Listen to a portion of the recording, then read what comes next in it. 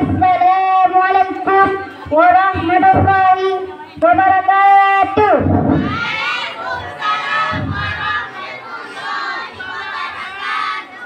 Alhamdulillah, alhamdulillah wahidil ahad, ahmaduhu subhanahu wa ta'ala samad, lam yalid wa lam yulad wa lam yakul lahu kufuwan ahad. Allahumma shalli wa sallim ala hadzal nabiyil karim wa ala alihi wa sahbihi ajmain. Amma ba'du. Marilah pada kesempatan pertama yang utama kita memuji Allah Subhanahu wa taala yang telah menciptakan langit tempat tiang, bumi tidak berbatang dan manusia berpasang-pasang. Selanjutnya salat beriring salam, marilah kita sanjung sekan datangkan baginda kita yang mulia Nabi besar Muhammad sallallahu alaihi wasallam, seorang pembawa reformasi yang tak pernah memakai dasi dan mercy, tetapi hatinya begitu suci. Yang terhormat Dewan Hakim yang wajahnya bersinar bulan purnama, para hadirin sekalian,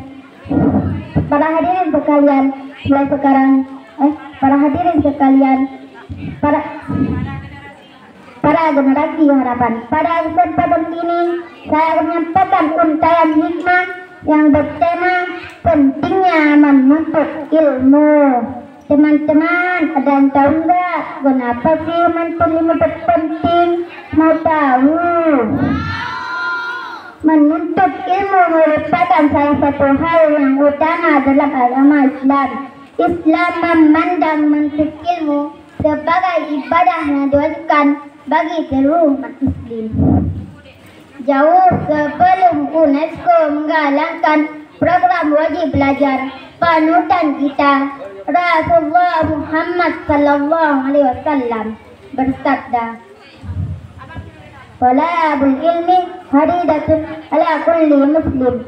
Menuntut ilmu itu wajib bagi setiap muslim. Ini berarti bahwa menuntut ilmu itu diwajibkan bagi seluruh umat muslim, baik laki-laki maupun perempuan, baik anak-anak maupun orang dewasa, baik bapak-bapak maupun emak-emak, baik kakek-kakek maupun nenek-nenek. Oh kawan-kawan semua, yuk kita menuntut ilmu agama, ilmu dunia tanpa pernah kenal jemu. Teman-teman yang dirahmati Allah, sebagai seorang muslim kita dituntut untuk menuntut ilmu, karena ilmu akan mengangkat derajat seseorang Gusti Allah Subhanahu wa taala. Allah berfirman dalam surah Al-Mujadalah ayat 11 yang berbunyi, A'udzu billahi minasy syaithanir rajim. Bismillahirrahmanirrahim. Yarfa'illahu alladhina amanu minkum walladzina utul ilma darajat. Artinya Allah Subhanahu wa taala akan mengangkat derajat orang yang beriman dan orang yang berilmu dengan beberapa derajat. Subhanallah, itu dari Allah. Allah Subhanahu wa taala akan mengangkat derajat kita kalau kita berilmu. Sebagai contoh, sampai sekarang kita masih sering mendengar nama seperti Ibnu Sina dengan ilmu kedokterannya yang dari kecil di usia 10 tahun sudah menghafal 30 juz Al-Quran atau Al-Kharisi, dengan ilmu matematikanya sampai sang ahli robotika Al-Jazari. Mereka adalah contoh beberapa ilmuwan Islam yang terkenal karena keilmuannya sepanjang masa. Walau raganya sudah ada, tetapi derajat mereka mulia di mata dunia.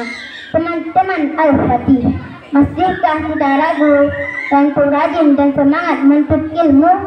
Jelaslah bahwa ilmu itu adalah kunci utama keberhasilan dan kebahagiaan, baik di dunia maupun di akhirat. Ini sesuai dengan hadis Rasulullah Muhammad sallallahu alaihi wasallam dan diriwayatkan oleh Imam Bukhari dan Imam Muslim yang berbunyi, "Man arada dunya wa 'alaihi bil ilmi."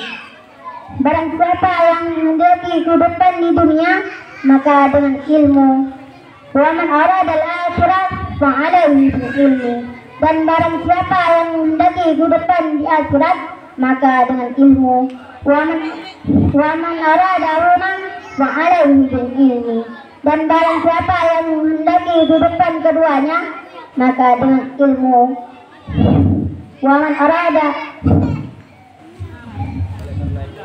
Oleh karena itu, teman-teman sekalian, mulai sekarang marilah kita berjanji pada diri sendiri dan pada Allah akan terus menjadi pembelajar sejati, menggali ilmu agama dan ilmu dunia dengan tekad membaca.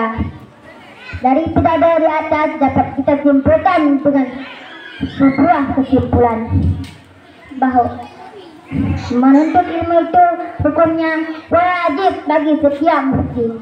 Hanya ini yang dapat saya sampaikan, lebih dan kurang mohon dimaafkan.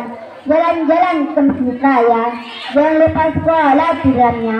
Kalau ingin Islam berjaya, menuntut ilmu itulah kuncinya. Wabillahi taufiq wal hidayah. Wassalamualaikum warahmatullahi wabarakatuh.